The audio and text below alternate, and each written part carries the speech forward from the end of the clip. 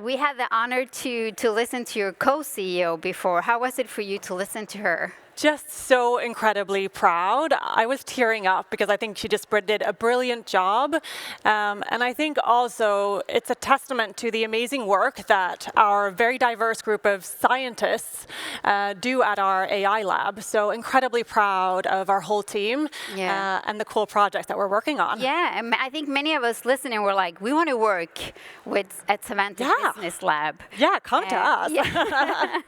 And she also kind of gave heads up that you were going to talk a little bit more about physical AI. Yeah. And I see that you brought with you a device that you will shortly introduce. But before you start doing that, I just also wanted to introduce you a little bit more. Besides being the co-CEO, you have a background in Google.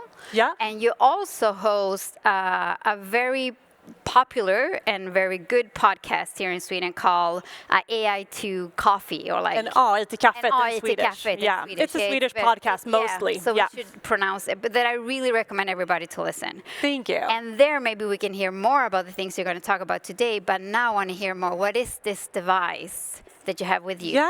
So I brought with me an AI nose today, Soledad. As you can see, it's quite small. It's kind of pocket-sized. There's no blinking lights or no displays, but what it does is actually something quite remarkable. It smells. Wow. And the reason that it does that is because more specifically, you can say that it detects volatile organic compounds. And we use this specific device to detect fruit and see like the level of ripeness of a fruit. Okay.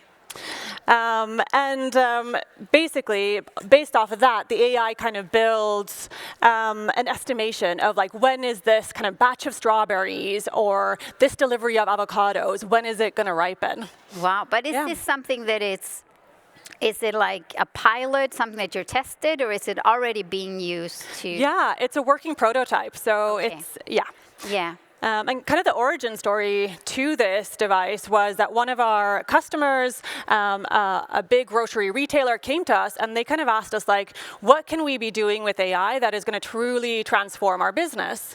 And we asked them, like, what are your biggest pain points? And they said, well, one of our biggest cost drivers is actually food waste. So we started looking at that and we kind of drilled deeper and asked them, well, what kind of food waste is hurting your business the most? And then they said, well, fruit and veg is actually the largest category. Yeah. So we looked at different options, and this is kind of what came out of that project. Wow. And I know that there are other developing AI noses, like for health, and it's this, like I think we can use the nose in many different fields in the world, but this nose is specific to help with food waste reduction.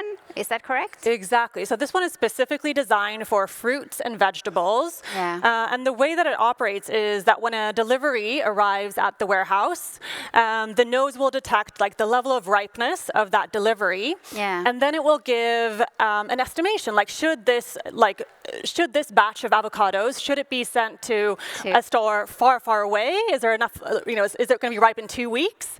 Or should we be sending it next door? And in that way, we can kind of reduce food waste, which is really, really important, not only for balance sheets and profitability of businesses, but more importantly for the planet, because food waste is actually a key contributor to CO2 emissions. Exactly.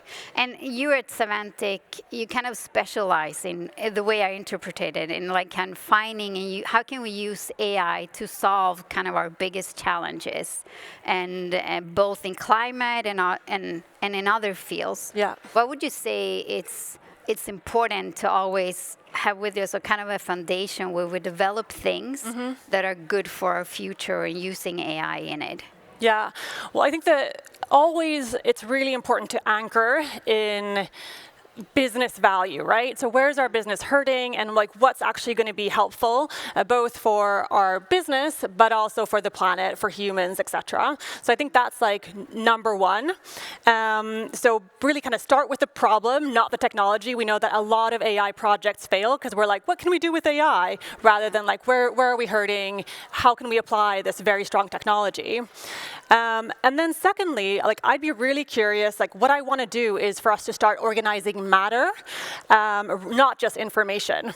And that's kind of what we're doing with the AI nose. What do you mean with organizing matter? Yeah, exactly. So like large language models today, what they do is like they organize information, right? So they'll make data into data sheets or like text into summaries, those types of things, right?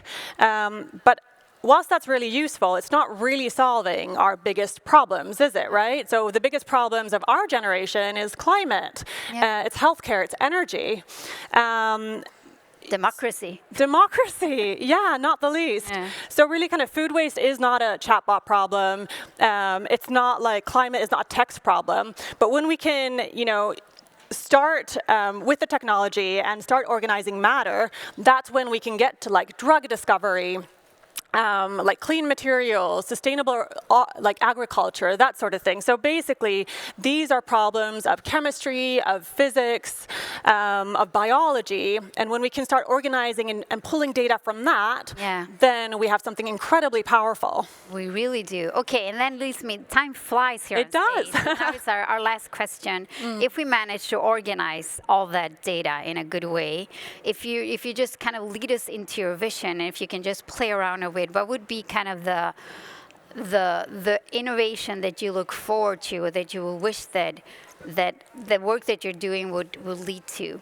Yeah, well, I think like a world model. I guess a world model, ultimately, like an AI that truly understands physics, chemistry, biology, because that would be like the AI knows times a billion and on steroids, because that means that we would have food systems where nothing spoils. If I pause you a little bit, to your vision is to come up with a new kind of AI, or what? Yeah, a new kind of AI. So basically, this is organizing volatile organic compounds around us. Yeah. And in the same type of way, if we can create an AI that can kind of organize matter around us, physics, chemistry, understand like the actual physical world that we operate in, then all of a sudden we're going to be able to solve some of the biggest challenges of our time. Wow. And in our lab, we're actually already working on fusion. So using AI to kind of help recreate a star on Earth, essentially, that can give us limitless clean energy. Wow. So lots of projects in the works. Yeah, really. Okay. Wow. I'm just like, wow. We have so much to look forward to, and I think all of us are curious about Savantic Business Lab and the things that you're doing, and can reach out to you to know more. And I really highly recommend to listen to your podcast for all of us that understand Swedish. Absolutely. Thank you so much for bringing the AI nose on stage and for sharing so many insights. Thank you, Charlotte. Thank you for having me, Soledad. Thank you.